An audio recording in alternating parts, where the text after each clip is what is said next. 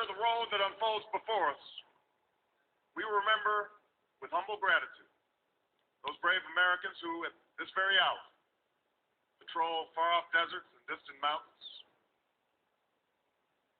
They have something to tell us, just as the fallen heroes who lie in Arlington whisper through the ages.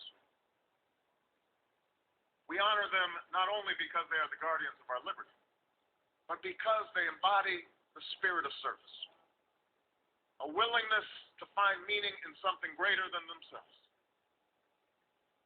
And yet, at this moment, a moment that will define a generation, it is precisely this spirit that must inhabit us all.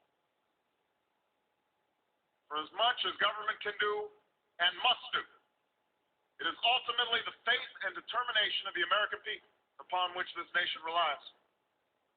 It is the kindness to take in a stranger when the levees break, the selflessness of workers who would rather cut their hours than see a friend lose their job, which sees us through our darkest hours.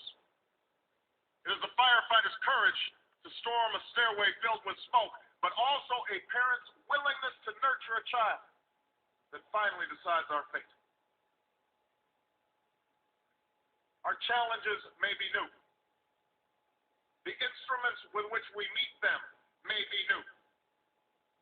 But those values upon which our success depends, honesty and hard work, courage and fair play, tolerance and curiosity, loyalty and patriotism, these things are old.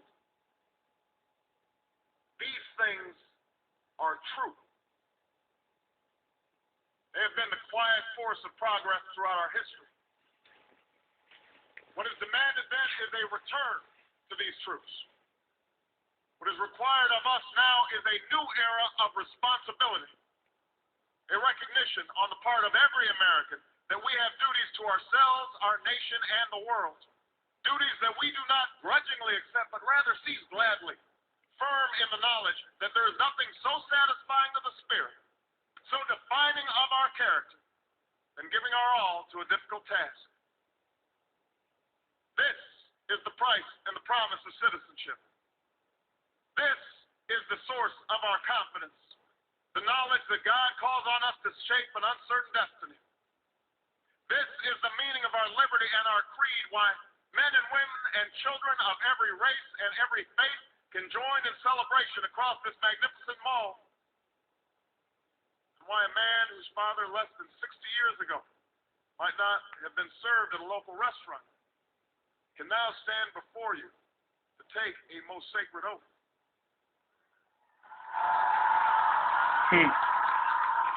Lord. HUSSAIN. Let us mark this day in remembrance of who we are and how far we have traveled. In the year of America's birth, in the coldest of months, a small band of patriots huddled by dying campfires on the shores of an icy river. The capital was abandoned. The enemy was advancing. The snow was stained with blood. At a moment when the outcome of our revolution was most in doubt, the father of our nation ordered these words be read to the people. Let it be told to the future world that in the depth of winter, when nothing but hope and virtue could survive, that the city and the country, alarmed at one common danger, came forth to meet it. America, in the face of our common dangers, in this winter of our hardship, let us remember these timeless words. With hope and virtue, let us brave once more the icy currents and endure what storms may come. Let it be said by our children's children that when we were tested, we refused to let this journey end, that we did not turn back nor did we falter. And with eyes fixed on the horizon and God's grace upon us, we carried forth that great gift of freedom and delivered it safely to future generations. Thank you. God bless you. And God bless the United States of America. Whoa.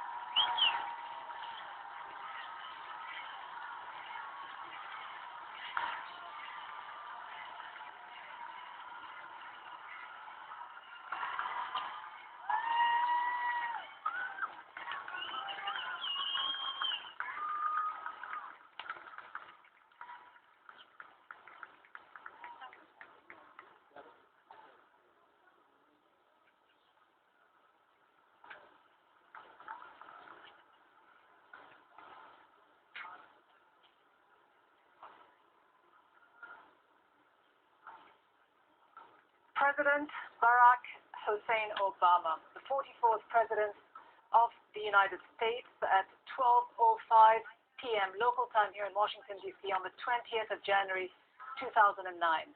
History was made with the United States inaugurating, swearing in its first African-American president.